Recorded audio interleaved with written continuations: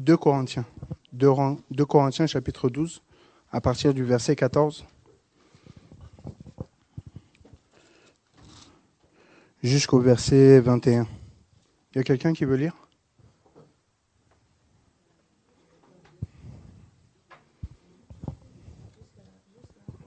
Jusqu'au verset 21. Attends, ma soeur, je te passe. Ah, là, je n'aime pas, en fait.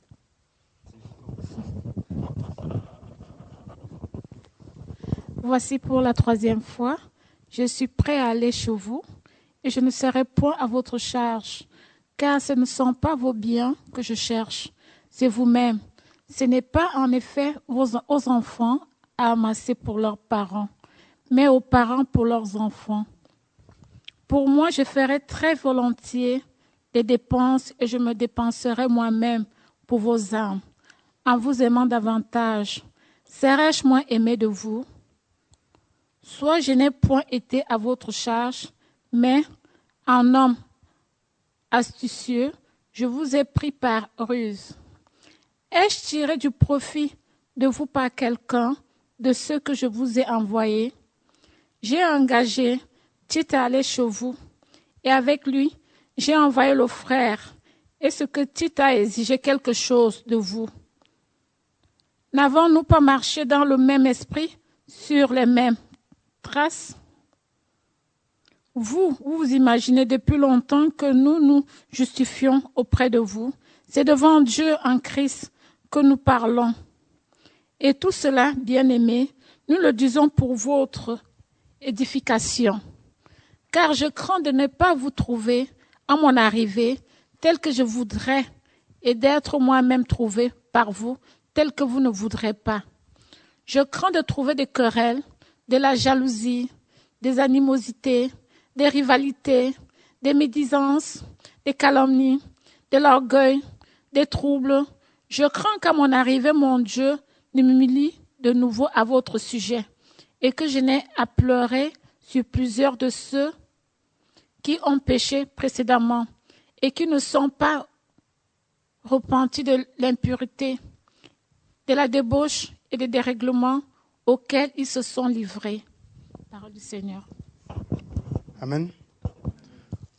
En fait, c'est vrai que c'est un passage qui parle de différentes choses. Et en fait, depuis hier, j'ai vraiment à cœur en fait de partager par rapport en fait aux relations parents-enfants.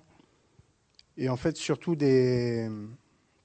comment je pourrais dire ça, de l'importance en fait de notre relation, les conséquences que ça peut apporter, et surtout en fait différents aspects sur lesquels on peut plus ou moins en fait être mal dirigé ou mal enseigné, mal éduqué nos enfants, parce que c'est important. Parce que vous savez, dans les temps dans lesquels nous sommes, on voit de plus en plus tout et n'importe quoi.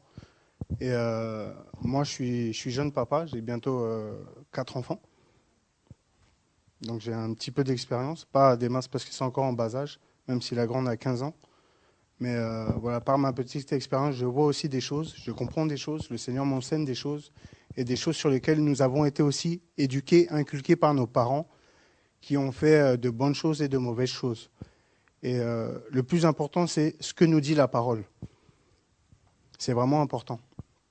Et on va voir ensemble, en fait, qu'est-ce que les parents doivent faire envers leurs enfants, qu'est-ce qu'ils doivent apporter, qu'est-ce qu'ils doivent... voilà. Quels sont, en fait, réellement le thème, oui et non, c'est vraiment, en fait, les responsabilités des parents envers les enfants.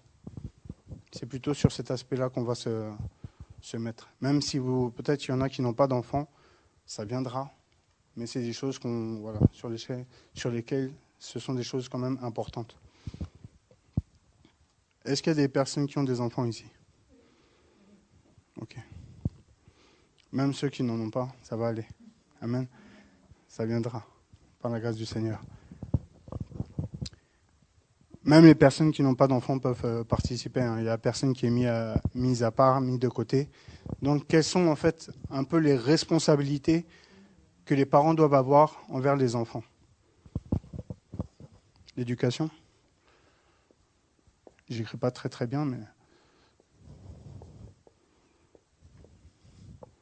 L'éducation. Que l'éducation. L'honnêteté.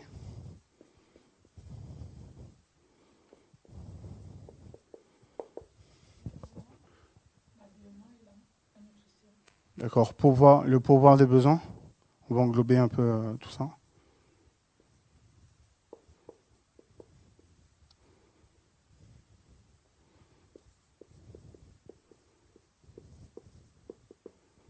Pourvoir aux besoins. Protéger les enfants.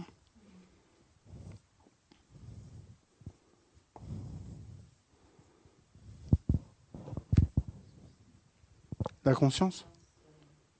La conscience ou la confiance? La confiance que les enfants doivent avoir envers leurs parents. D'accord, très bien. D'accord, des deux sens.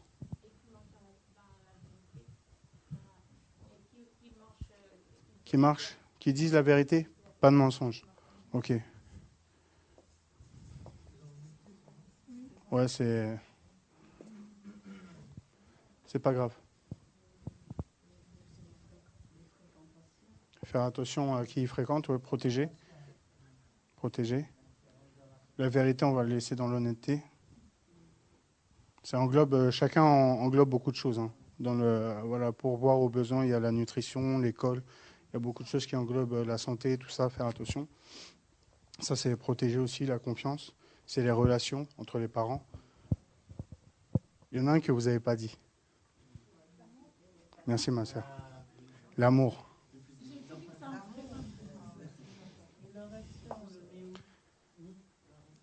Ouais, le respect, c'est bon. Ouais, bon, on va le mettre quand même parce que c'est un mot qui est assez fort.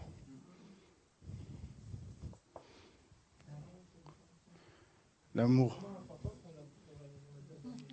Parce qu'en fait, ça coule de source. On se dit que ça coule de source, mais souvent, en fait, il peut être, malgré nous, mis à part. Donc, on verra comment le Seigneur nous conduit. Et bon, c'est déjà beaucoup, hein, l'éducation, l'honnêteté, pourvoir aux besoins, protéger, confiance, l'amour, le respect.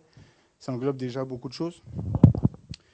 Et là, on peut voir, en fait, par rapport à Paul qui parle à l'église de Corinthe, en fait, si on peut synthétiser, qu'il est prêt, il va retourner chez eux pour la 3e fois, et il va bien leur expliquer qu'il ne sera pas, encore une fois, à leur charge.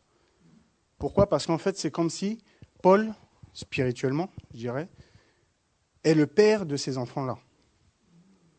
Pourquoi ? Parce qu'il les a nourris, il les a bâtis, il a construit ces enfants sur la parole, donc il les a enseignés. Il y a l'enseignement aussi, l'éducation, l'enseignement. Et c'est deux choses aussi qu'on peut un peu distinguer, parce qu'il y a l'enseignement, il y a l'éducation de tous les jours et l'enseignement au travers de la parole qui est vraiment primordial également, qui fait aussi partie de l'éducation. Et donc voilà, et on va voir qu'il a donné comme exemple qu'il a envoyé Tite, son, entre guillemets, je dis bien fils spirituel, qu'il a envoyé, que même Tite n'a pas fait l'objet en fait d'un cas de charge pour l'église de Corinthe. Et on voit que par la suite, en fait, il a beaucoup de crainte. À partir du verset 20, « Car je crains de ne pas trouver à mon arrivée tel que je voudrais et d'être moi-même trouvé par vous tel que vous ne voudriez pas. Je crains qu'il n'y ait de la discorde, de la jalousie, des animosités, des rivalités, de la médisance, des racontards, dans ma version, de l'orgueil, du désordre, et ainsi de suite. » Et en fait, on voit que ça aussi, c'est le souci de nos enfants. C'est des choses qu'en fait, quand nous voyons nos enfants, quand nous voulons les éduquer, nous avons du mal, nous ne voulons pas voir ces choses-là. Voir voilà, le péché dans la vie de nos enfants. Et souvent, malheureusement, on s'y prend très mal. On veut tellement bien faire qu'en fait, on oblige, on interdit aux enfants, quelque part aussi, de fauter, de faire aussi leurs épreuves. Donc je ne dis pas qu'il faut que ça soit la bérésina et que toutes les portes sont ouvertes, qu'on doit laisser tout le monde faire ce qu'il veut dans la maison. Loin de là. Mais il y a toujours une façon de faire. Pourquoi ? Parce qu'en fait, souvent, malgré nous, nous avons reçu une éducation et nous nous sommes peut-être certainement dit que quand j'aurai des enfants, en tout cas, je ne serai pas comme ça. Mais vu que ce sont des racines, en fait, concrètement, elles deviennent aussi comme une tradition. Parce que les parents de nos parents les ont éduqués comme ça. Ils nous ont éduqués comme ça. Et quelque part, si nous sommes honnêtes, il y a forcément quelque chose que nous avons reçu de la manière dont nous avons été éduqués, que nous allons retransmettre et refaire. Même si nous savons que ce n'est pas biblique. Et nous commençons à interdire ceci, interdire cela, et faire des choses en fait par obligation par rapport à nos enfants. Ça, c'est les choses en même temps que voilà, le Seigneur met, voilà, il fait ce qu'il veut. Et c'est les choses qui, personnellement, je m'en suis rendu compte.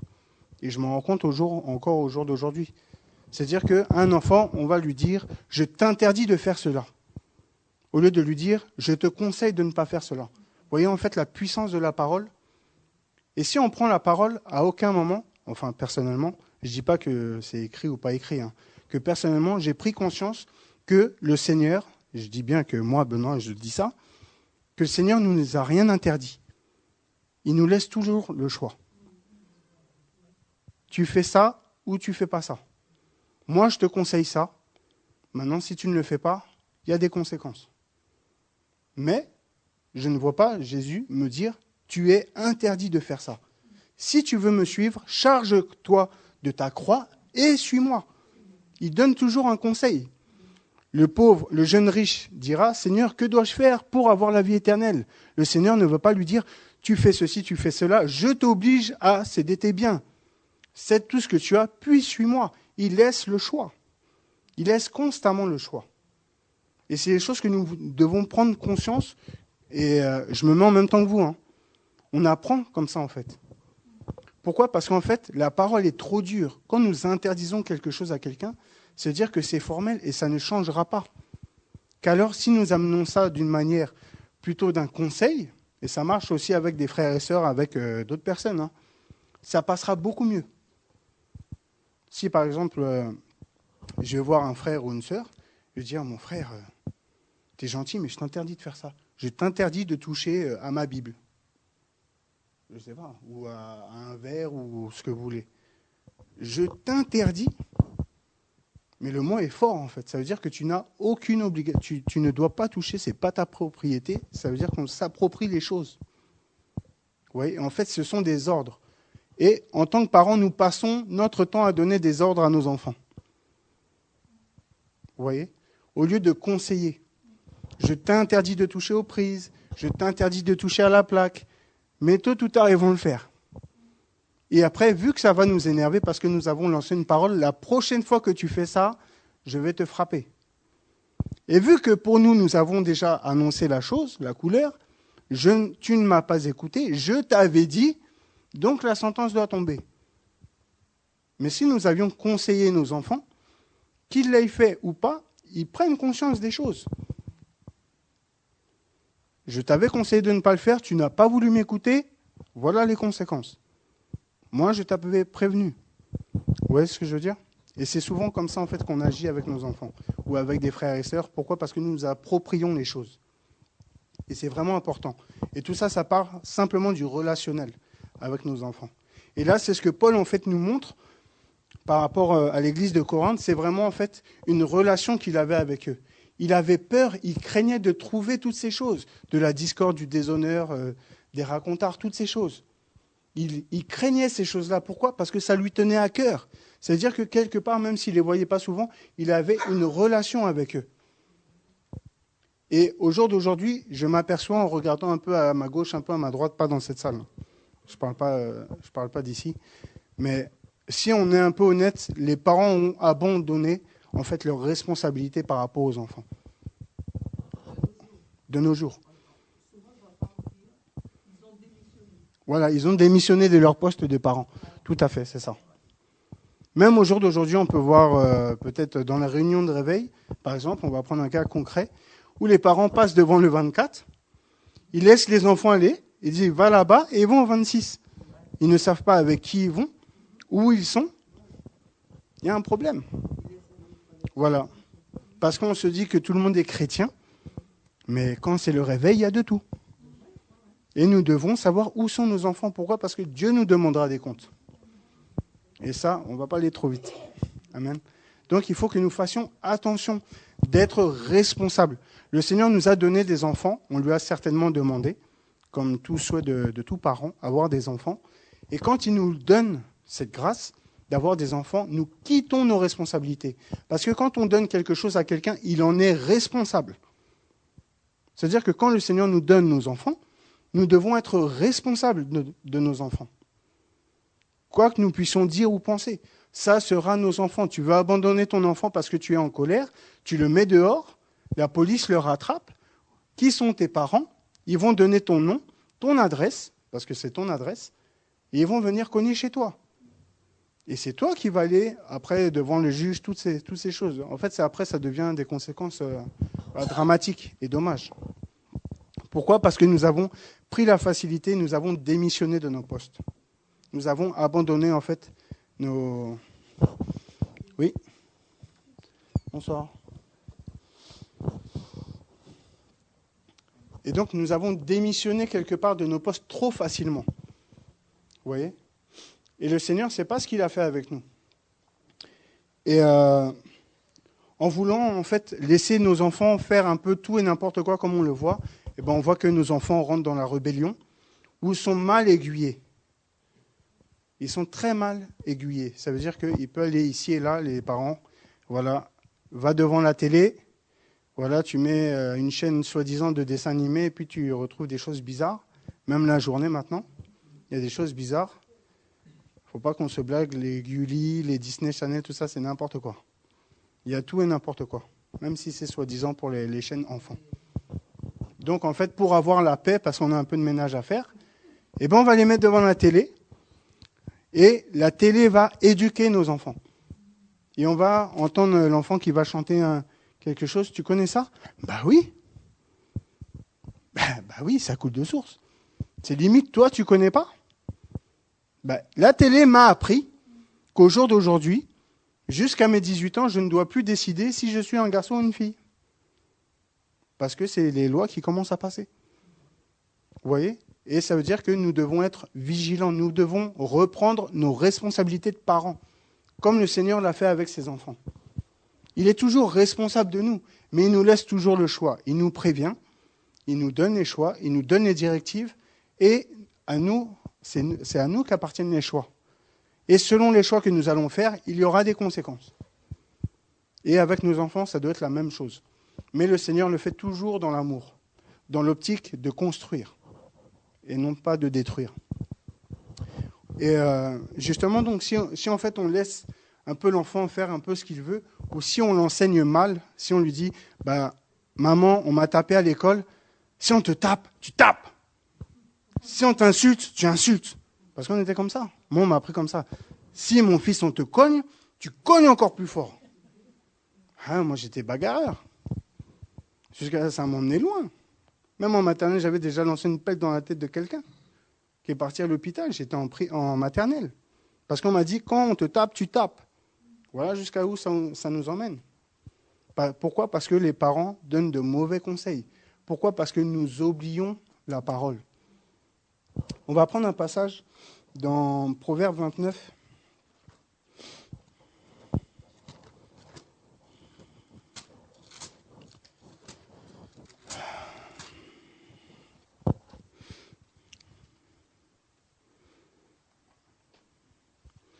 Proverbe 29 au verset 15.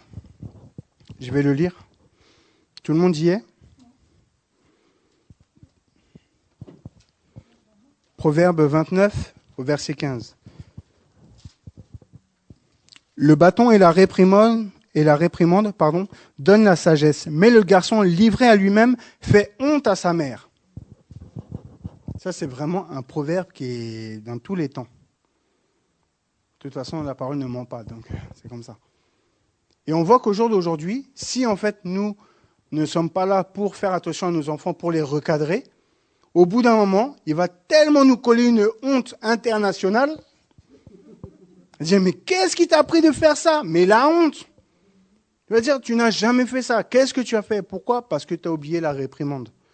La réprimande ne veut pas dire forcément la fesser ou de battre l'enfant. Ce n'est pas ce que je suis en train de dire. La réprimande, il y a aussi la parole, avec douceur, avec sagesse, et beaucoup d'amour. Amen. C'est pas tout le temps le bâton. Il ne faut pas prendre au pied de la lettre.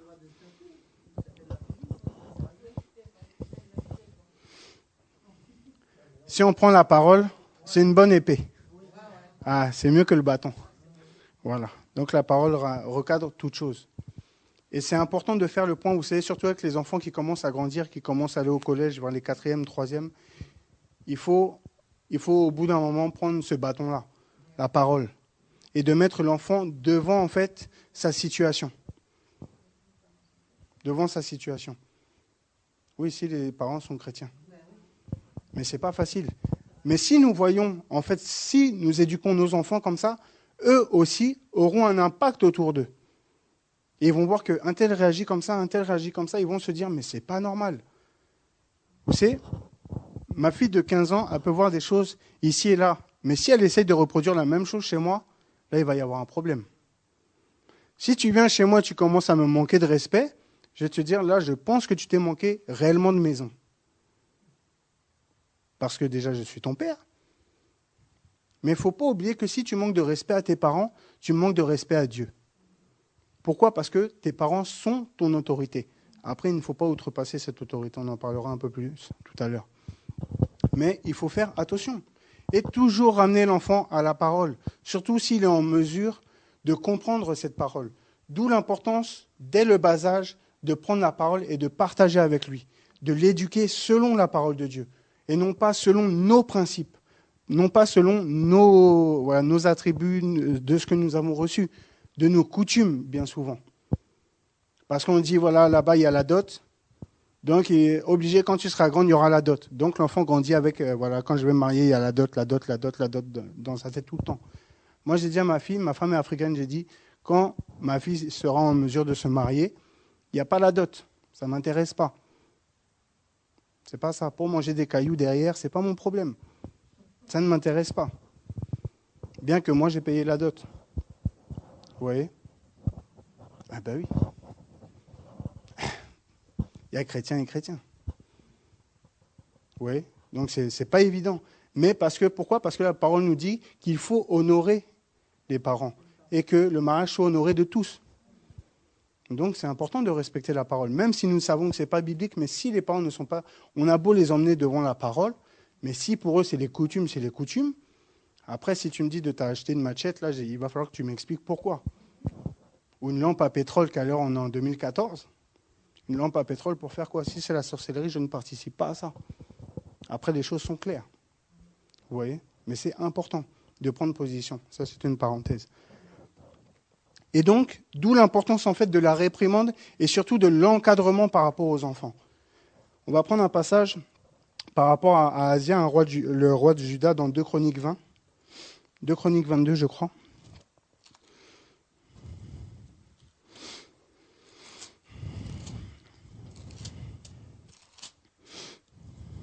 « 2 Chroniques 22, du verset 1er au verset...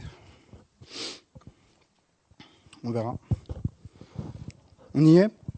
2 Chroniques 22, c'est après deux rois, un roi, deux rois, un Samuel, deux Samuel, un roi, deux rois. C'est des livres souvent qu'on néglige, ça. On aime trop le Nouveau Testament. C'est très important. Toute la parole est bonne. Amen. 2 Chroniques 22. Les habitants de Jérusalem, du verset 1er, les habitants de Jérusalem firent régner à sa place à Asia son plus jeune fils, car la troupe venue au camp avec les Arabes avait tué tous les plus âgés. Ainsi régna à Asia, fils de Joram, roi de Juda. Asia avait 42 ans lorsqu'il devint roi, et il régna 1 an à Jérusalem. Le nom de sa mère était Athalie, fille d'Omri. Il marcha lui aussi dans les voies de la maison d'Akab, car sa mère lui donnait des conseils pour faire le mal. Il fit ce qui est mal aux yeux de l'Éternel, comme la maison d'Akab, où il eut, après la mort de son père, des conseillers pour sa perte. Donc là, en fait, on voit que par rapport à sa mauvaise éducation, qui était complètement babylonienne, hors Bible, contre la parole de Dieu, on voit que par son éducation, il y a eu un impact derrière. Il a eu la mort. Pourquoi? Parce qu'en fait, il a été mal entouré. Il a été mal encadré. Il a eu une mère qui lui a donné des mauvais conseils. Et par la suite, vu que sa mère était déjà mauvaise conseillère, donc elle a mis qu'avec des mauvais conseillers. D'où la parole dans 1 Corinthiens 15, 33, qu'il faut faire attention à ses fréquentations. Amen. Donc c'est pour ça que nous devons veiller, et cela fait partie de nos responsabilités. Nous ne devons pas laisser nos enfants aller ici et là, n'importe comment. Où est ton enfant? Je ne sais pas. Elle est dehors. Dehors, tu ne sais pas. Là, il y a un problème. Il faut recadrer. Vous savez, ça va très vite. Nous sommes tellement débordés par tous les soucis que cette vie difficile en elle-même peut nous donner, par les factures, les ceci, les cela, le travail, les problèmes peut-être relationnels avec nos époux, nos épouses, ou peu importe, tellement de problèmes. On a tout le temps des problèmes et on oublie qu'on a une solution. Bref. Et en fait, on oublie ses responsabilités. On se dit, oui, mais il est grand, elle est grande, elle peut se gérer toute seule. C'est faux. Et déjà, elle ne pourra jamais se gérer seule. C'est-à-dire que même quand ton enfant sera marié, tu auras toujours des conseils à lui donner. Parce qu'au jour d'aujourd'hui, pour ceux qui sont mariés, vous recevez toujours des conseils de vos parents. Nous recevons toujours des conseils de nos parents.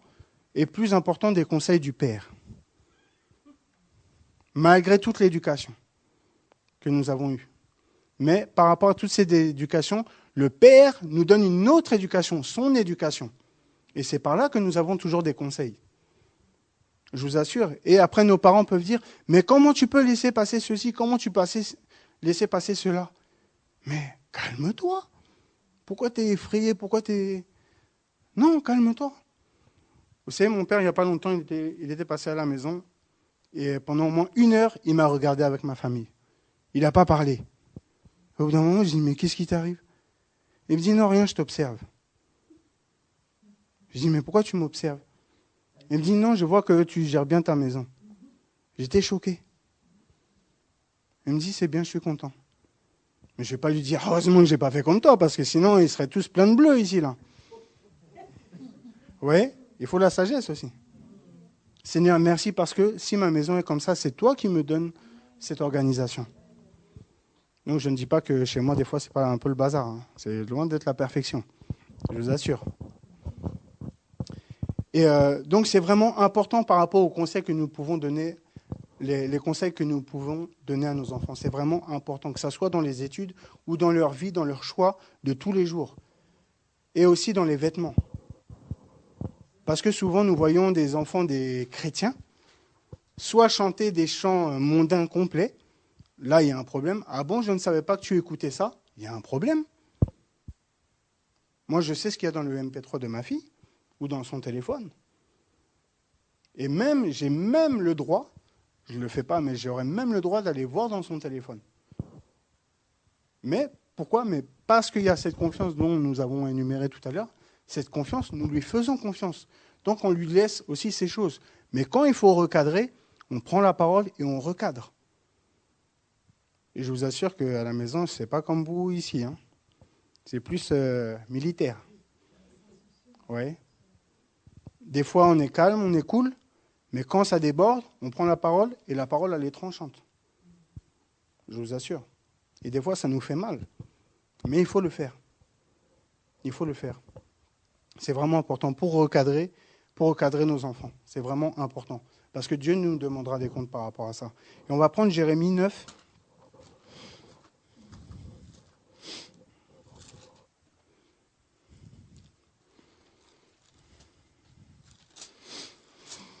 Jérémie chapitre 9.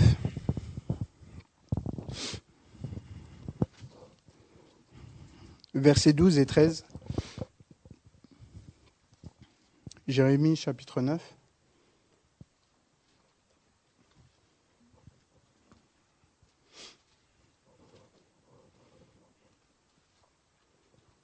C'est bon? Jérémie chapitre 9, versets 12 et 13. L'Éternel dit, c'est parce qu'ils ont abandonné ma loi que j'avais mis devant eux, parce qu'ils n'ont pas écouté ma voix et qu'ils n'ont pas marché d'après elle, parce qu'ils ont suivi l'obstination de leur cœur ainsi que les Baals, comme leurs pères leur ont appris. Et après, si on prend la suite, on va voir.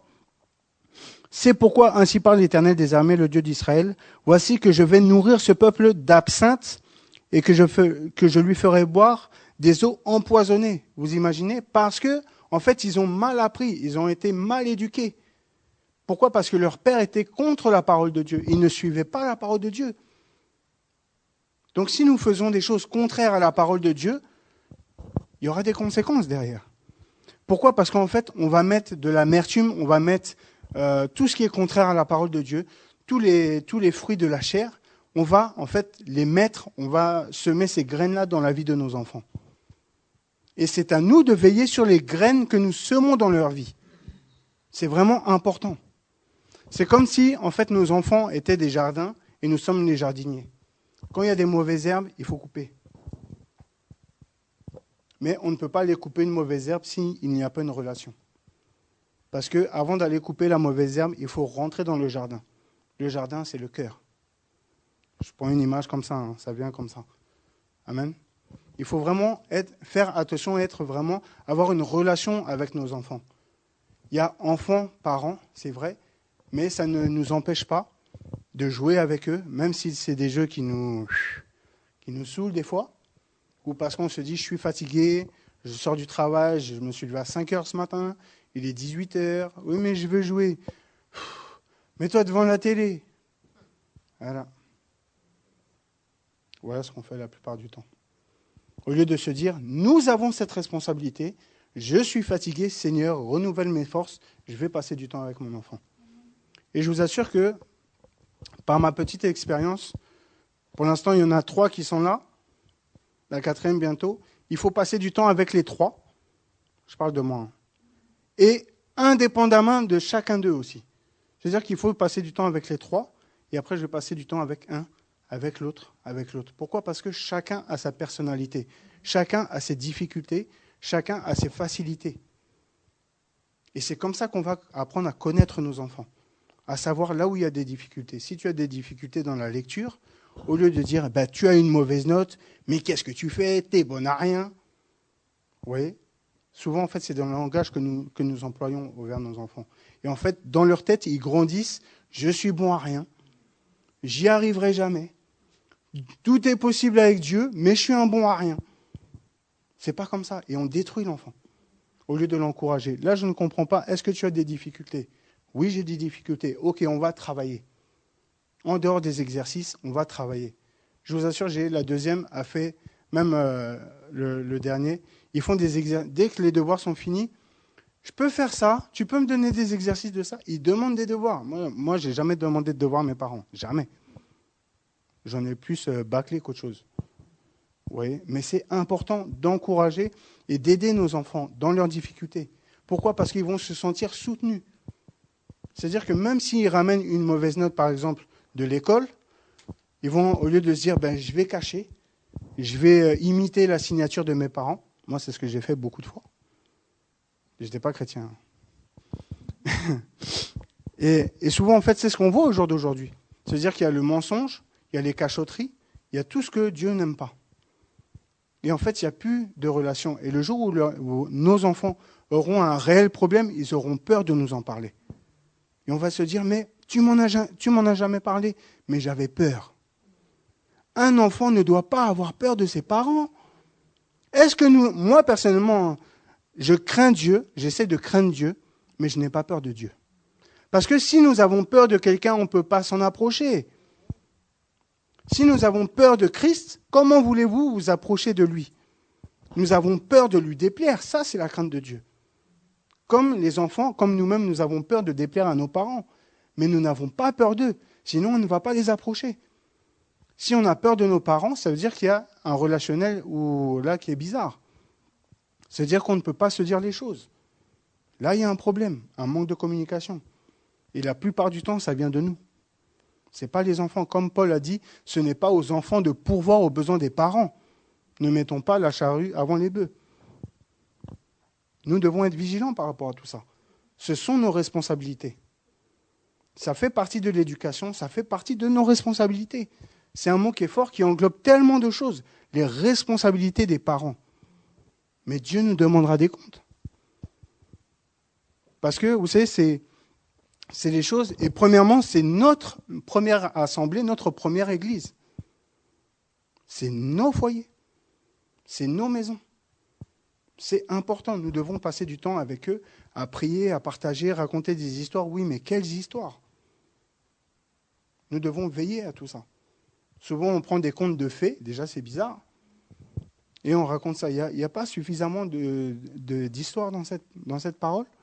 Même si des fois les mots sont difficiles à comprendre pour eux, on peut lire un passage, on le comprend, on le voit, et puis on l'explique différemment aux enfants, sans sortir de la parole, sans diluer la parole.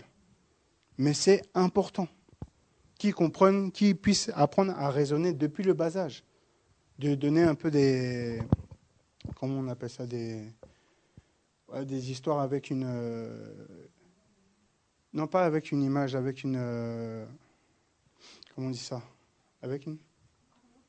Non, concordance, non. Avec voilà, une morale derrière, vous voyez? Sans forcément appuyer des versets bibliques tout le temps. On n'est pas là pour les marteler de versets bibliques. Et c'est pour ça que, par rapport à ce passage, il est important de faire attention à comment nous conduisons nos enfants. Pourquoi? Parce qu'après, c'est ça qui arrive. Les enfants deviennent rebelles, ils ne nous parlent plus, ou ils nous parlent très mal, et on se dit, mais comment tu me parles? Mais tu sais qui je suis? Mais il ne faut pas que tu oublies que toi, tu n'es rien, en fait. Nous ne devons pas oublier que nous ne sommes rien. Et que si l'enfant nous parle comme ça, c'est à cause de nous. Ce n'est pas à cause de lui, c'est à cause de nous. Parce que nous avons manqué de vigilance. C'est de notre faute. Si nos enfants partent un peu en vrille, en sucette, c'est à cause de nous. Même si, oui, ils sont confrontés au collège, au lycée, à tout ce que vous voulez, mais c'est nous, les parents, qui sommes responsables. Si ton enfant a un mauvais langage, c'est à cause de nous. Pourquoi? Parce que ce sont nos responsabilités. Prenons Proverbe 22.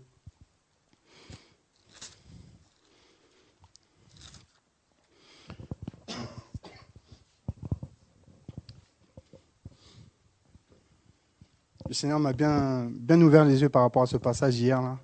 J'étais vraiment dans la joie. Proverbe 22, 6. Un passage qu'on connaît tous. Amen.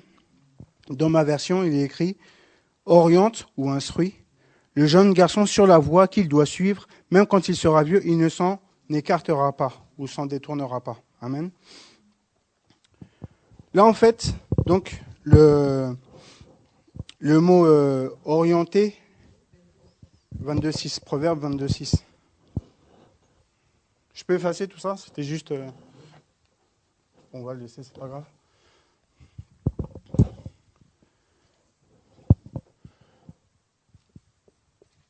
Instruit, en fait, le mot ici,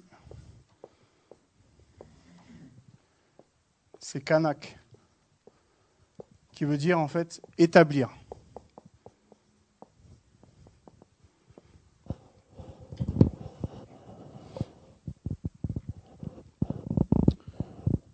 Sur la voie, enfin, ou sur le chemin, qu'il doit suivre.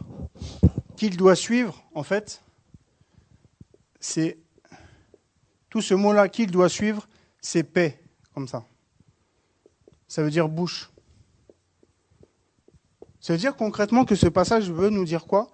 Que tu dois établir ton enfant selon la manière dont il parlera par la suite. Donc ça va plus loin qu'il doit suivre. Parce que nous voyons beaucoup d'enfants ici, je reprends encore un peu l'exemple des réunions de réveil, où les parents prient en langue, tout ça, et les enfants font n'importe quoi. Mais s'ils parlent mal, c'est que chez toi, là, il y a un problème. Il y a un sérieux problème. On va se rendre compte de comment l'enfant parle, mais il parle très mal, mais il est poli, mais il est ceci, et c'est comme ça qu'on va se rendre compte un peu de qui est qui. Je vous assure, j'ai vu des parents, pas forcément ici, prier en langue, tout ce que vous voulez, faire des délivrances, et leurs enfants écoutent les sons du monde, ils chantent, ils dansent ça. Et t'es là, c'est bien. Mais ton église, là, les premières âmes que Dieu t'a confiées, elles chantent dancehall ou elles chantent des trucs bizarres. Donc c'est de comment l'enfant va parler. Pourquoi ? Parce que la parole nous dit que c'est de l'abondance du cœur que la bouche parle. Ça veut dire que les fondements, les graines là, ce jardin, le cœur dont je parlais tout à l'heure, c'est le cœur. Ça veut dire que les graines n'ont pas été bien semées. Elles n'ont peut-être été semées mais pas implantées. Et pourquoi ? Parce que nous n'avons pas veillé. Quand on regarde les agriculteurs, quand ils sèment les plantes, quand ils plantent, ils font bien attention à chaque graine. Ils ne sèment pas comme ça pour semer comme ça. Ils font attention, ils ont un processus pour bien vérifier que chaque graine est bien plantée. Oui. Oui.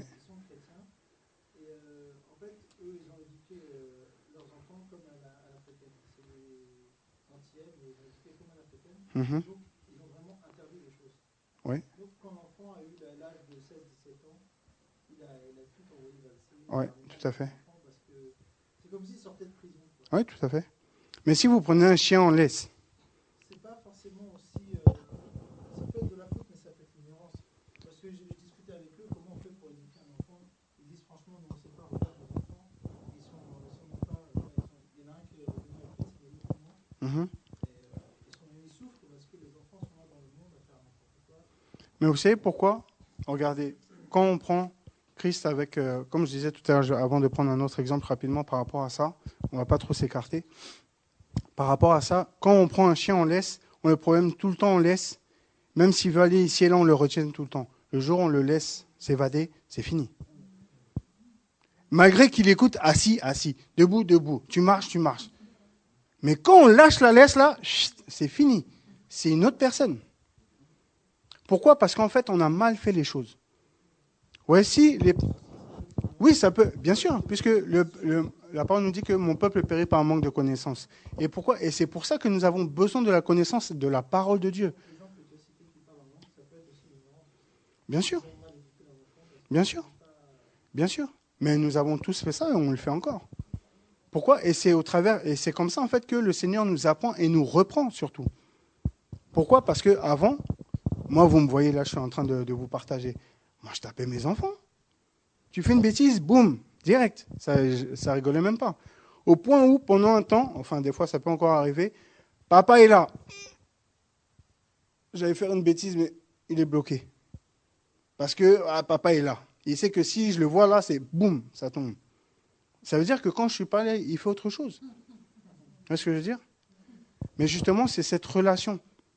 Il y a aussi des fois la relation, et voilà, comme on est aussi mal enseigné, on fait mal les choses. Donc on interdit au lieu de conseiller. Vous voyez ce que je veux dire ? Et c'est vrai que c'est comme la loi. Si on prend la loi nous a montré simplement où était le péché. Si, comme un frère qui avait pris un exemple qui m'a beaucoup étonné, le jour où on nous a dit ça à une session d'Idasco, on était vraiment déboussolés. On voit une prise par terre, enfin sur le mur, on passe, on ne fait pas attention. Elle est défectueuse, on ne va pas faire attention, on passe, c'est une prise. Mais si on voit qu'on met une flèche avec un écriteau, attention, ne pas toucher, là on va s'arrêter, on va regarder, on va essayer de voir qu'est-ce qui se passe avec cette prise. Vous voyez ce que je veux dire ? C'est pareil. C'est la même chose. C'est pour ça qu'il est mieux de conseiller. Si on vous dit, ça il ne faut pas toucher, par exemple, je ne sais pas, ne touchez pas au volet. Dès qu'on rentre dans cette pièce, il ne faut pas toucher au volet. Et on regarde les volets tout le temps. Ou des fois, on va regarder pourquoi il ne faut pas toucher. Vous voyez ? En fait, ça attire. C'est pour ça que c'est important. Et c'est la parole qui régénère toutes choses, qui renouvelle notre esprit. C'est pour ça que c'est important. Et c'est pour ça que je dis aussi que beaucoup de bases de l'éducation deviennent, malgré nous, des coutumes. Qu'on le veuille ou non, que ça soit africaine, européenne, antillaise, tout ce que vous voulez. Ça devient des coutumes. Malheureusement, c'est comme ça. C'est pour ça que notre coutume doit être la parole de Dieu. Là, on n'aura pas de problème. Mais ce n'est pas facile. C'est pas facile. On peut avoir 10 enfants, ils sont tous bien cadrés, et on n'a aucune vie avec le Seigneur. Vous voyez ? Donc Dieu fait ce qu'il veut. Mais notre base, à nous en tout cas, on sait que c'est la parole. Pourquoi ? Parce que nos enfants voient les exemples. S'il voit un père taper sa mère, quand il sera plus grand, il va taper les filles. Je vous assure. Il y a il y a pas longtemps, il y a un peu de temps quand même déjà, j'ai vu mon fils, le plus petit, taper sa grande sœur. Ah bon? Tu tapes une fille? Viens voir, on va discuter. Sans le taper, hein. Dès que j'ai dit ça, il commençait, je t'ai même pas touché. Mais est-ce que tu m'as déjà vu lever la main sur ta mère? Jamais. Jamais, ça ne me viendrait même pas à l'idée. Pourquoi? Parce que mon père m'a dit, le jour où je te vois toucher une femme, c'est toi et moi. Avec un truc entre nous. Mais tu ne vas pas t'en sortir. Vous voyez? Il me l'a mal inculqué. Mais après, par rapport à la parole du Seigneur, j'ai compris autre chose. Vous voyez ce que je veux dire? Même si c'était la bonne chose, l'idée était bonne, mais c'était mal fait. Vous voyez ce que je veux dire? Et donc, une femme qui voit, ou un enfant qui voit ses parents se battre tout le temps, pour lui, il grandit comme ça, c'est normal. Vous voyez ce que je veux dire? Pourquoi il y a autant de divorces au jour d'aujourd'hui? Au jour d'aujourd'hui, un enfant où les parents sont divorcés, c'est même pas grave. C'est normal. Au point où maintenant, dans les écoles, quand vous remplissez les papiers, si les parents sont divorcés, c'est déjà imprimé en fait. C'est déjà dedans. Car c'est pas normal. C'est pour ça que nous devons être vigilants par rapport à tout ça. Ah, Seigneur, aide-nous. Que Dieu nous aide vraiment par rapport à tout ça, parce que... On va prendre Proverbe 13. Rapidement, on ne va pas trop s'écarter. Pour rester un peu dans...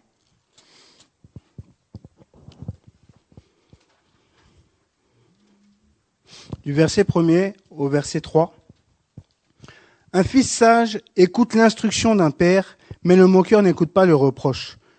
Par le fruit de la bouche, chacun mange ce qui est bon, mais l'appétit des traîtres, c'est la violence. Vous voyez? C'est vraiment important d'écouter l'instruction des parents.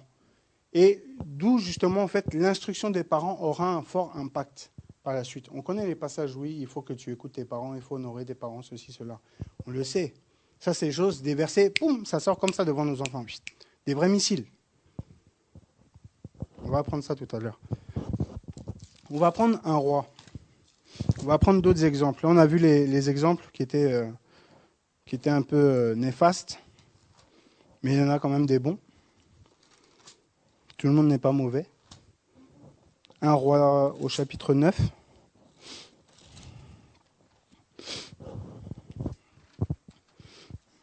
Au verset 4. Un roi 9, verset 4.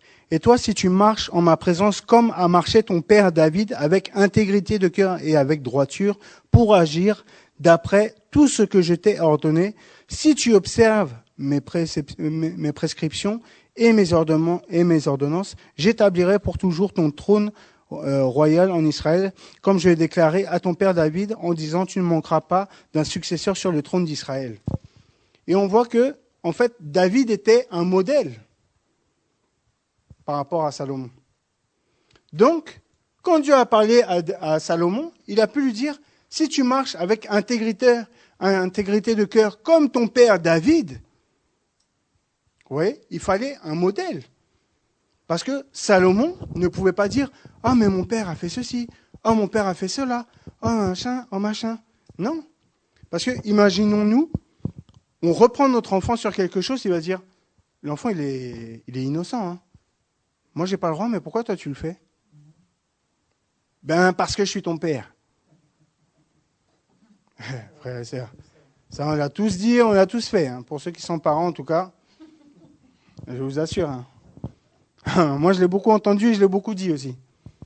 Mais pourquoi toi, tu regardes ça? Moi, j'ai pas le droit. Oui, c'est interdit au moins de 12 ans. Oui, c'est interdit au moins de 16 ans, des fois des films très violents. Mais c'est interdit au moins de 16 ans. Ah, regarde ça, c'est interdit au moins de 16 ans. Mais pourquoi toi, tu es devant? Même si tu as plus de 16 ans. Parce que tout ce qui passe dans ta maison a un impact sur ta famille. Ça, c'est important. Ça fait partie de nos relations et des impacts qui peuvent attaquer nos familles aussi. Il faut vraiment être mesuré. C'est pour ça que, en fait, le Seigneur a pu prendre David comme modèle par rapport à l'intégrité de son cœur. Même s'il avait péché, à un moment, il a été frappé par rapport à ça. il y a eu une conséquence, mais l'Éternel a pris l'intégrité du cœur de son père. Il a dit, si tu marches avec intégrité de cœur, comme ton père David l'a fait, il a pris cet exemple. Donc au jour d'aujourd'hui, si on voit des parents qui ne disent pas de grossièreté, qui sont cohérents déjà, où il n'y a pas de dispute constamment, parce que si, imaginez-vous, vos enfants se disputent, arrêtez de vous disputer, vous disputez tout le temps. Vous pensez que c'est comme ça dans la vie? Ben oui, puisqu'on le voit.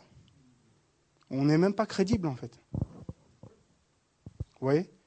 C'est pas pour comme on dit, se faire mousser, se mettre en exemple, mais au moins vous êtes concret. Et surtout, vous êtes concret devant Dieu. Parce que de dire à un enfant, ne fais pas ci, est-ce que cela c'est normal, je te conseille ceci, cela, est-ce que moi je le fais? Non. Alors pourquoi tu vas le faire? Tu ne m'as pas vu faire. C'est-à-dire qu'en fait, malgré nous, nous rapportons toujours notre propre personne à un exemple. Malgré nous. Hein. Même si on ne veut pas se centraliser dans la maison, mais on doit être des exemples pour nos familles. Que ça soit même si nos parents sont païens ou mal enseignés, mal éduqués, nous devons être ces exemples-là. Et je vous assure que si des couples, comme mon frère, le couple qui vous voit, même si tu poses des questions, mais ils vont voir, mais eux, ils s'entendent toujours bien. Oui, mais chez eux, c'est pareil. Quand tu vas chez eux, c'est la paix, c'est le calme. Même s'il y a les enfants qui jouent un peu, mais il n'y a pas de grossièreté, il n'y a pas de ceci. Tu sens vraiment l'unité, l'harmonie. Mais ça se travaille. Ce n'est pas un rôle pour jouer dans un film. Ah oui. Et ça peut toucher les gens. Et là, les gens vont vous demander des conseils. Comment tu fais? La parole.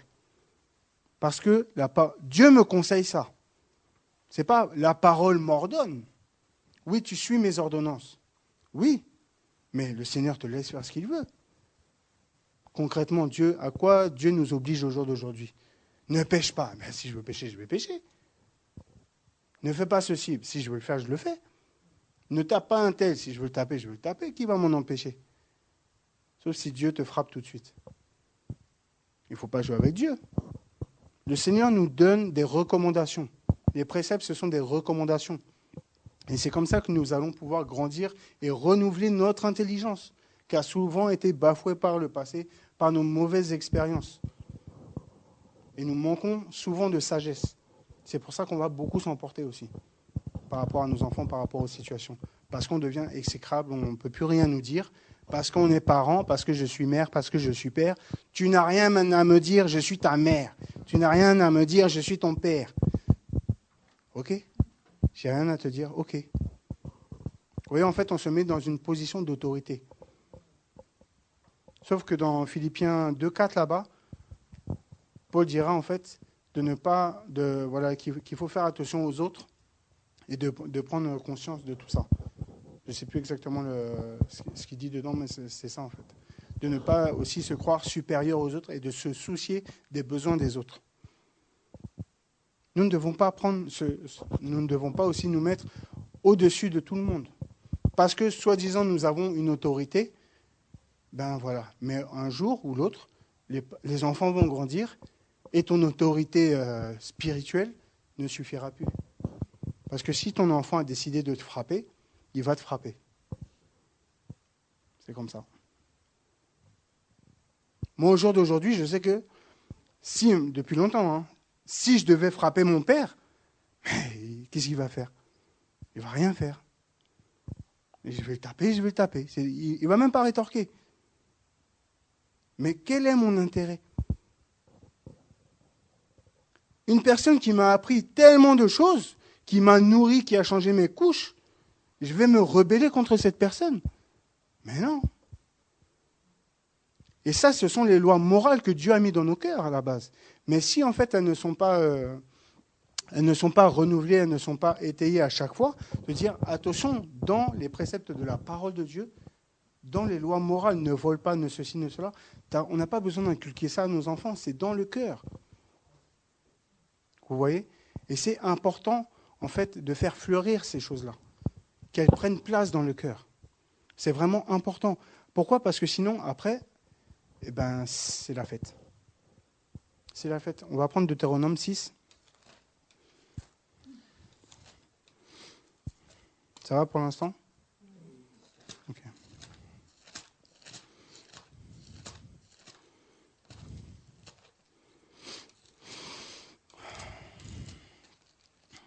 Deutéronome 6, partie du verset 1er. Voici le commandement, les préceptions et les ordonnances que l'Éternel, votre Dieu, a commandé de vous enseigner. A commandé de vous enseigner. Après l'enseignement, on en fait ce qu'on veut. Il y en a qui ont pris l'enseignement, d'autres qui ne l'ont pas pris. Afin que vous les mettiez en pratique dans le pays dans lequel vous allez passer pour prendre possession. Afin que tu craignes l'Éternel. On va prendre au verset 3 directement. Tu les écouteras donc, Israël, et tu les observeras pour les mettre en pratique, afin que tu sois heureux et que vous multipliez beaucoup, comme te l'a dit l'Éternel, le Dieu de ton père, dans un pays découlant de lait et de miel. On va prendre le verset 7. Tu les inculqueras à tes fils et tu en parleras quand tu seras dans ta maison, quand tu iras en voyage, quand tu te coucheras et quand tu te lèveras. Tu les liras comme un signe sur ta main et elles seront comme des frontaux entre tes yeux. Cela veut dire quoi, frères et sœurs? Ça veut dire que en fait, ta vie doit resplendir, en fait, doit transmettre la parole de Dieu. C'est-à-dire que ton enfant, quand il te voit, quand il te regarde, il doit voir en fait la parole. On n'a pas besoin souvent de tergiverser. Oui, il faut en parler comme nous le dit le verset 7. Il faut que nous inculquions à nos enfants la parole de Dieu, l'enseignement de la parole de Dieu. Comme on l'a vu tout à l'heure, de donner un peu des métaphores, des petites histoires ici et là, et leur donner une morale derrière, mais une morale biblique, pas une morale charnelle. C'est pas sois gentil pour être gentil, non. Aimer quelqu'un, c'est pas gentil. La gentillesse, c'est pas aimer quelqu'un. Ah, il est gentil, ah, il est gentil. Ah d'accord, il est gentil devant, derrière. Qu'alors l'amour, c'est devant et derrière. C'est ça les différences. La gentillesse, ça c'est pas Dieu ça, la gentillesse.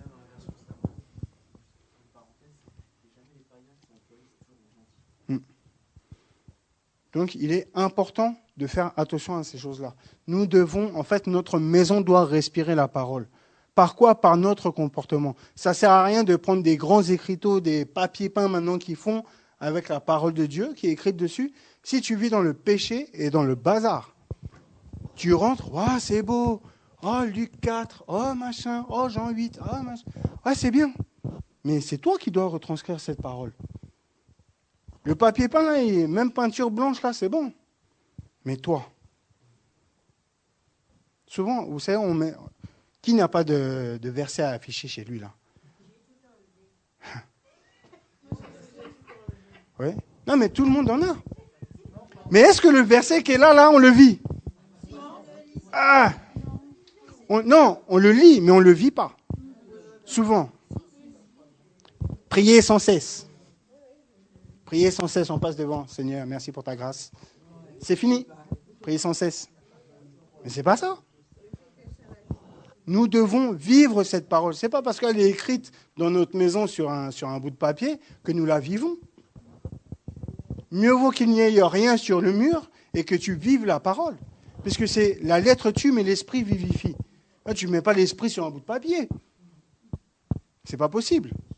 Nous devons vivre cette parole afin qu'il y ait du fruit dans nos maisons, dans la vie de nos enfants. Et après, les enfants, c'est eux, en fait, par leur vie, qui vont rendre témoignage de nos vies à nous. Vous savez, mon fils, il a vraiment une histoire particulière. Je ne vais pas tout faire son témoignage entièrement. Ce serait très long. Et dès la première année d'école, il commençait à imposer les mains aux gens. Votre fils, il est bizarre, il parle tout seul. Ah bon? Hey, il met la main sur le ventre des gens, il parle et... Ah bon, Gabriel, mais qu'est-ce que tu fais? Mais elle avait mal au ventre. Elle avait mal au ventre. Après, elle avait mal encore? Non. Voilà, guérison. C'est gratuit. Gratuit. Et quand la dame va vous dire, mais pourquoi il fait ça? Mais pourquoi il ne ferait pas ça? Est-ce qu'il a fait du mal à l'enfant? Non. Est-ce que l'enfant s'est senti mieux? Oui. Posez-vous une question. Gratuit. Ma petite fille, elle a 21 mois.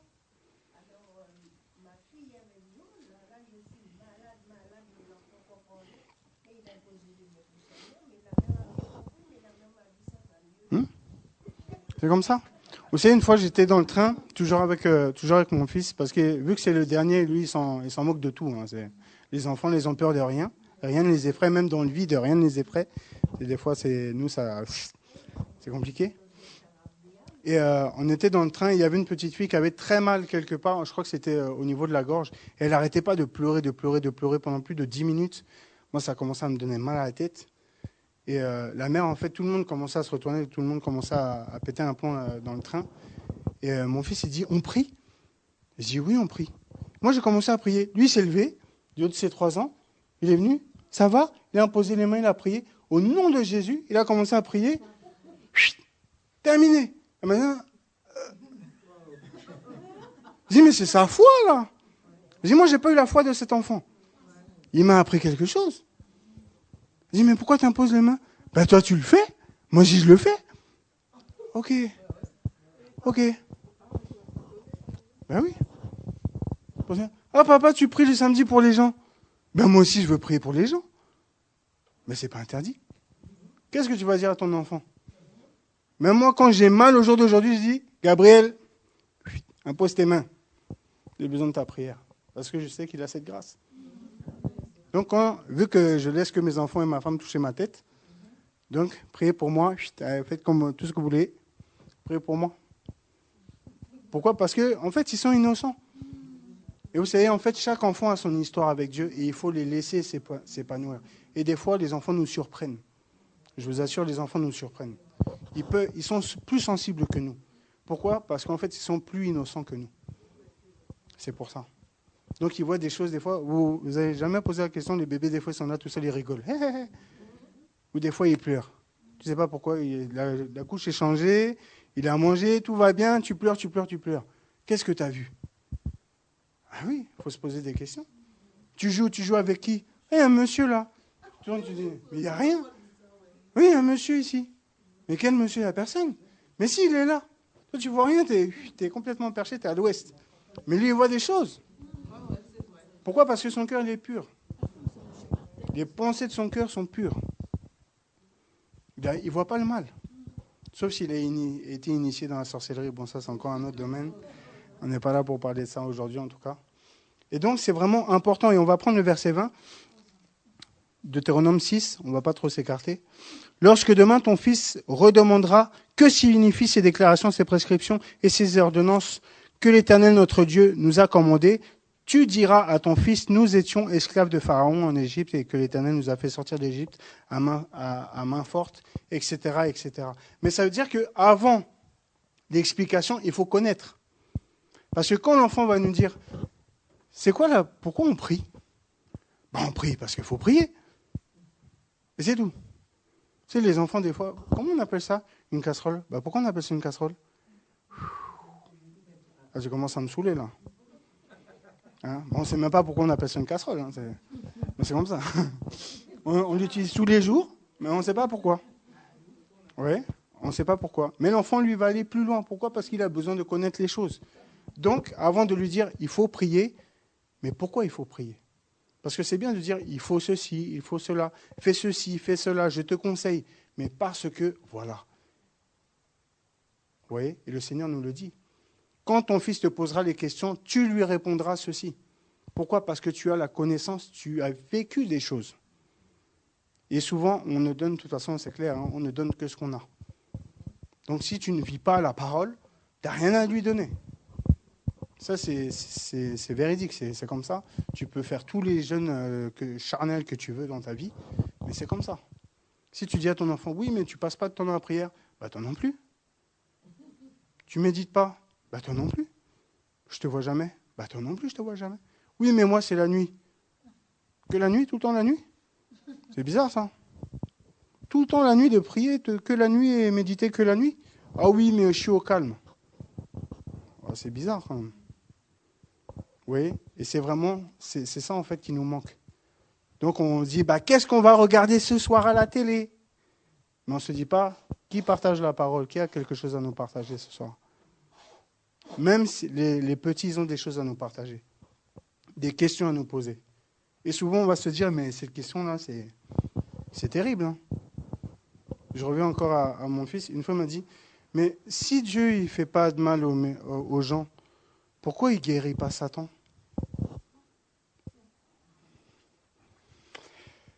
Je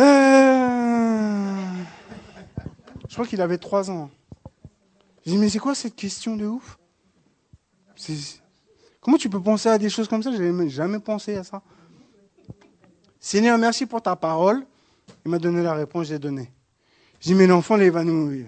Ça va être chaud, là. Il faut l'enseigner bien comme il faut. Nous-mêmes, en fait, ça nous interpelle à méditer la parole. Parce que si nos enfants ne trouvent pas de réponse auprès des parents, ils vont aller chercher autre part. Et si le autre part, c'est paganisé, ils vont être paganisés. Vous voyez? D'où, en fait, l'importance de partager la parole. Et on va prendre un autre passage dans 1 Timothée 3.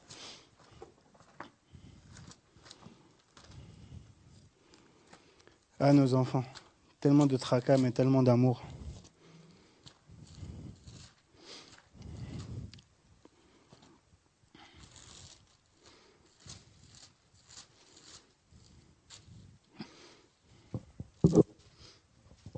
« 1 Timothée 3, au verset 1er. Ça, c'est pour ceux qui cherchent des titres, là.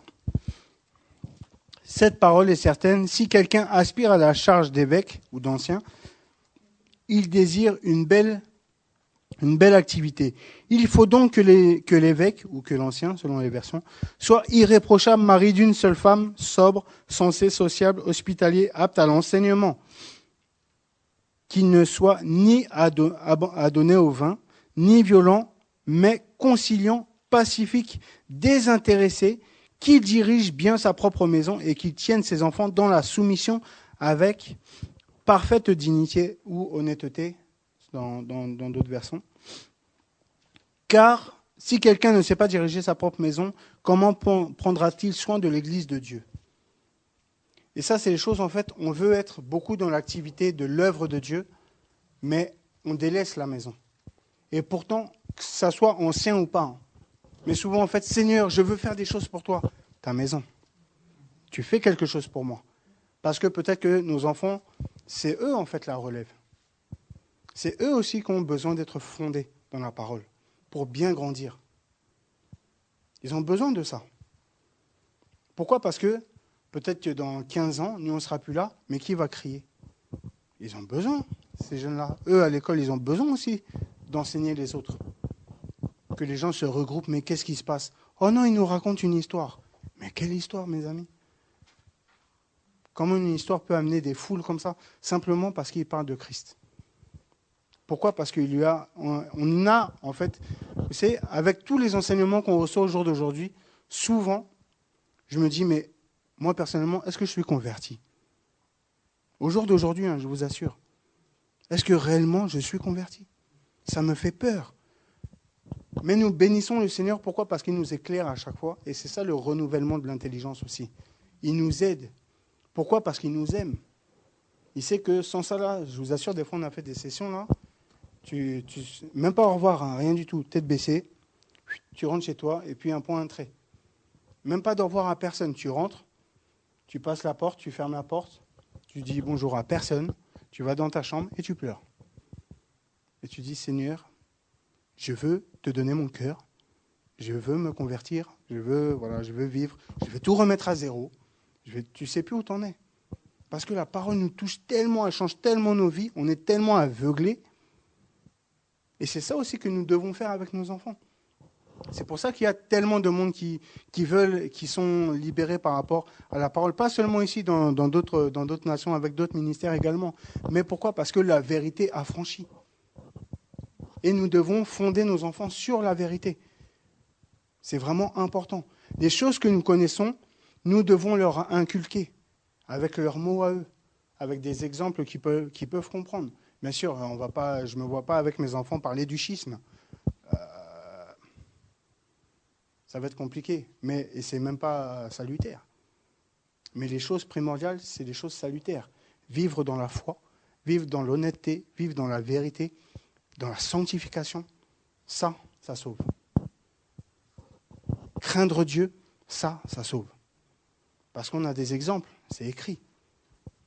Et c'est pour ça que nous devons être vigilants et rester responsables à tout moment. Même si nous sommes fatigués, je vous assure, hein, et on se sent tellement mieux, même si nous sommes fatigués de passer du temps avec nos enfants, ça les encourage. Ça leur dit, même si mon papa est fatigué, même si ma maman est fatiguée, mais elle passe du temps avec moi. Vous savez, un enfant, aussi, les enfants, ils aiment les responsabilités. Il n'y a pas longtemps, on a attrapé les 3 enfants, enfin plus les 2 derniers. On a dit, j'ai dit, toi tu seras responsable de la table de la cuisine là, il faut qu'elle soit tout le temps nickel. C'est toi qui es responsable. Qui veut être responsable? Ah, moi! C'est toi qui veux. Tu veux être responsable. Si je vois un truc qui traîne, c'est toi qui prends. Ah, c'est moi qui suis responsable. Ah, je veux pas de saleté sur la table. Ah non. Ah, je suis responsable. Les enfants, ils aiment ça. Oui, les enfants, ils aiment trop. Même faire le ménage, tout ça, ils aiment ça. Et voilà, mais c'est ça. Au lieu de les mettre à part devant la télé, est-ce que tu peux aider maman, est-ce que tu peux aider papa à faire ceci? Ils vont être contents. Ça va les encourager et en même temps, ça les forme. Et en même temps, nous passons du temps avec eux au lieu de les mettre dans un coin. Je vous assure, hein, ça fait beaucoup de choses. Au moins, l'enfant ne peut pas dire, même si, par exemple, vous êtes la maman, voilà, vous avez fait à manger, même si l'enfant a épluché une pomme de terre sur 50, et dès que papa va rentrer, on a épluché les pommes de terre. Hein. Ah, j'ai épluché les pommes de terre, tu en as épluché une. Mais lui, il s'en fiche. L'important, c'est d'avoir participé à la purée ou au plat que vous avez fait. C'est important. Vous savez, moi, je suis cuisinier, je donne des cours de cuisine. Mes enfants, dès que je rentre dans la cuisine, qu'est-ce que tu fais? Rien, je vais prendre un verre d'eau. Ah, ils sont dégoûtés. Mais tu crois que j'allais faire quelque chose? Non, je crois que tu avais préparé quelque chose. Et là, mon fils, avant de partir, me dit, papa, quand est-ce que tu m'apprends à cuire des choses? Mais tu as 6 ans, je ne vais pas te mettre dans le four encore. Ben moi, je veux apprendre. D'accord. Tu veux apprendre? Ben, je vais t'apprendre. Vous voyez? Mais pourquoi? Parce que les enfants, ils ont envie d'être responsables, ils ont envie d'aider, ils ont envie de participer. Ils doivent participer à notre vie. Ce n'est pas des options. Ils font partie de nos vies et nous devons leur inculquer ce qu'ils ont dès le bas âge, des responsabilités. Même si elles sont minimes, mais au moins ils sont responsables de quelque chose. Et ils vont prendre conscience que je suis responsable de ça. Si je ne fais pas bien la chose sur laquelle je suis responsable, il va m'arriver un problème. Il y aura des conséquences. Pas forcément la fessée, mais ceci, cela. Et l'enfant, dès qu'il commence à assimiler cette responsabilité, on va lui en donner une autre. Puis une autre, puis une autre, puis une autre. Même quand ils montent sur les tabourets pour faire la vaisselle, qu'ils en mettent partout, c'est pas grave. Au lieu de dire, laisse tomber, tu me saoules. Ah, l'eau, ça coûte cher. Mais laisse faire la vaisselle. Comment nous étions, nous aussi, du haut de nos tabourets, essayer de faire la vaisselle? On a oublié tout ça. Hein. On a mis des lits d'eau et des lits d'eau pour laver un verre, là. Ah oui. C'est sûr qu'au jour d'aujourd'hui, on met 3 minutes à faire une vaisselle. Il met 15 jours à faire un verre ou 2. Mais dans 10 ans, il mettra 3 minutes. C'est vraiment important. Encourageons nos enfants à participer. C'est vraiment important, frères et sœurs. C'est vraiment important. Et par rapport à ce passage, on va prendre Éphésiens 6, le passage que je voulais qu'on prenne tout à l'heure.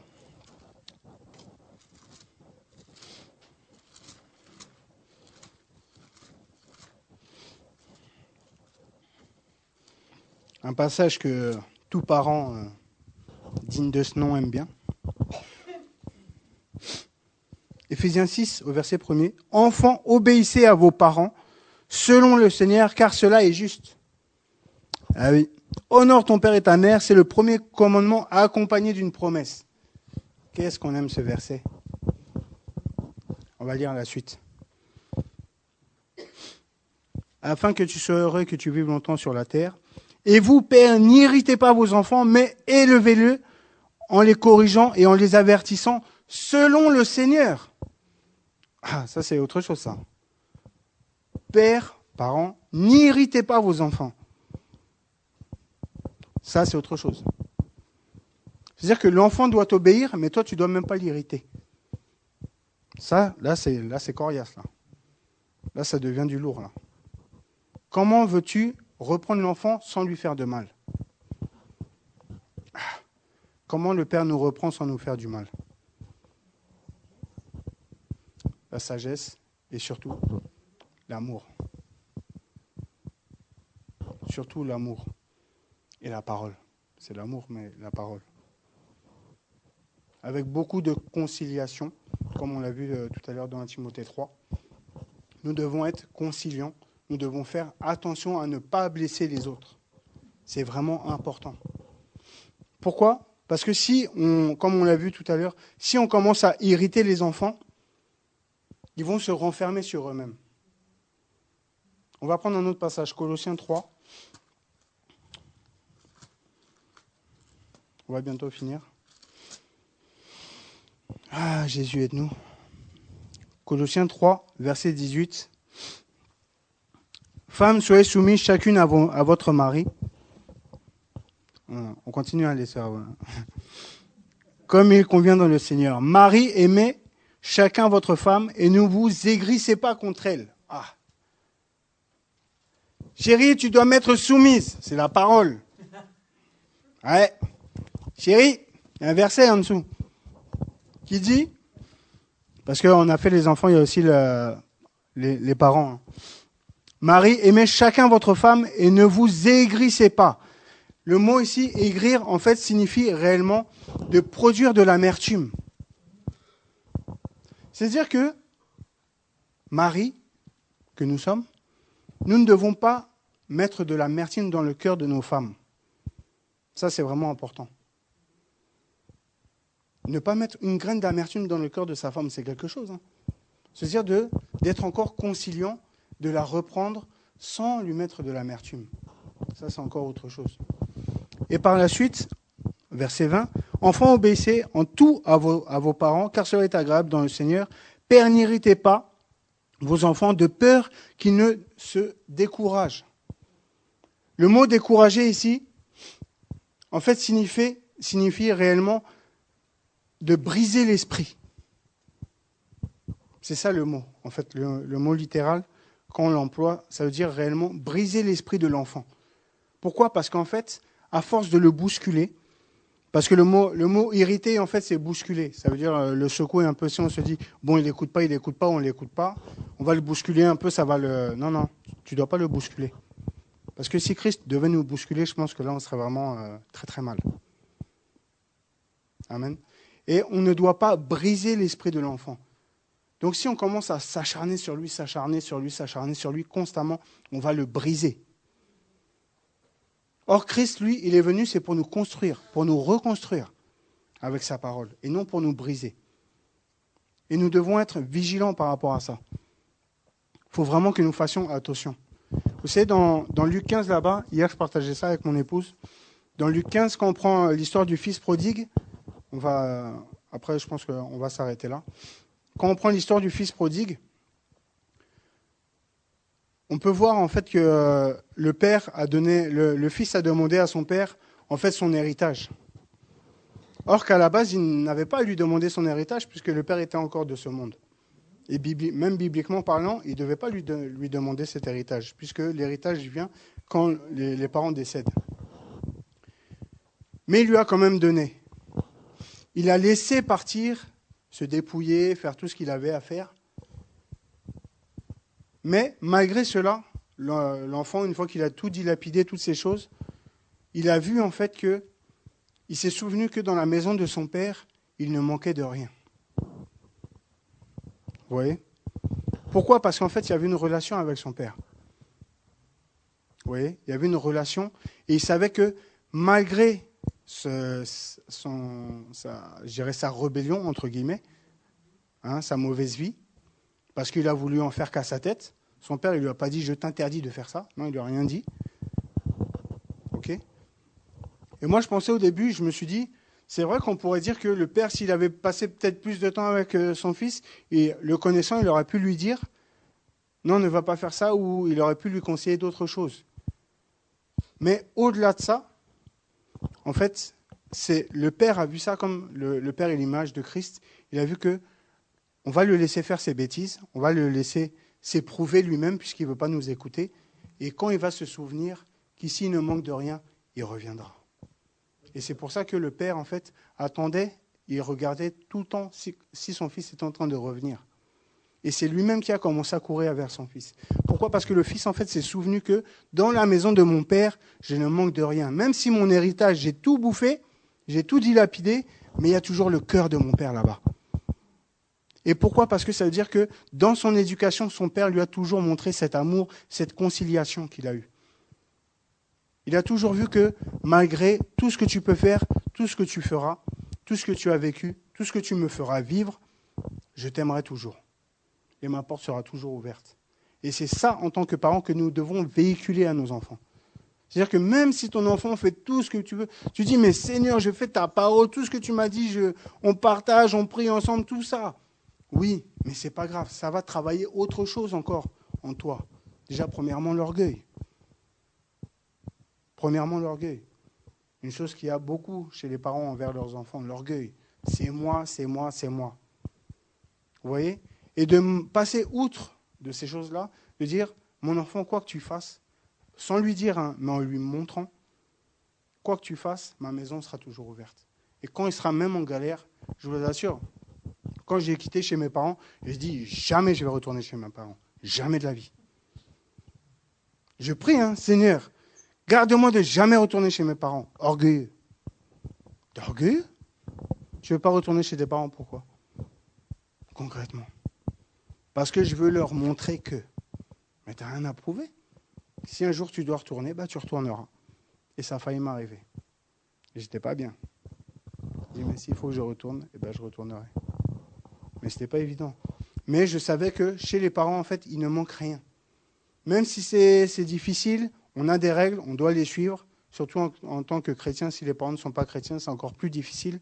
Mais le plus important, c'est le cœur. Et nous, en tant qu'enfants de nos parents, nous devons leur montrer autre chose de ce qu'ils nous ont appris. C'est-à-dire que si nous voyons nos parents dans la difficulté, nous devons les aider sans qu'ils nous demandent. Envoyer un peu d'argent, aller faire des courses, prendre des nouvelles un peu plus souvent que d'habitude, ceci, cela. Quand on voit que ça va pas mal, vous savez, Dieu parle.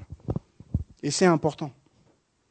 De faire les choses différemment qui peut le chambouler. Mais pourquoi tu me donnes ça? Parce que, voilà, c'est pas parce que je suis plus chez toi que je ne veux pas t'aider. Vous voyez? Même si chez nous, on doit se serrer un peu la ceinture, mais on ne doit pas oublier qui nous a aussi nourris. Nous ne devons pas oublier ça. Ce sont des principes. Hein. Ce sont des principes bibliques. C'est vraiment important. Et de même, si nos enfants voient ce genre de choses, ils feront, c'est pas pour ça qu'il faut le faire, hein, mais ils feront la même chose plus tard. Et ils enseigneront les choses. Pourquoi? Parce que c'est biblique. Ah oui. Et c'est toujours cet amour, en fait, qui va faire que les choses vont changer. Donc, il faut vraiment prendre ses responsabilités en tant que parent. C'est vraiment important. Je vous assure. Ça aura un impact considérable sur la vie de nos enfants. Ça a eu cet impact sur le fils prodigue. Il a pu revenir chez son père, même si son frère fut un peu effronté, mais le plus important, c'est que l'enfant rentre à la maison et que Dieu soit béni. Amen.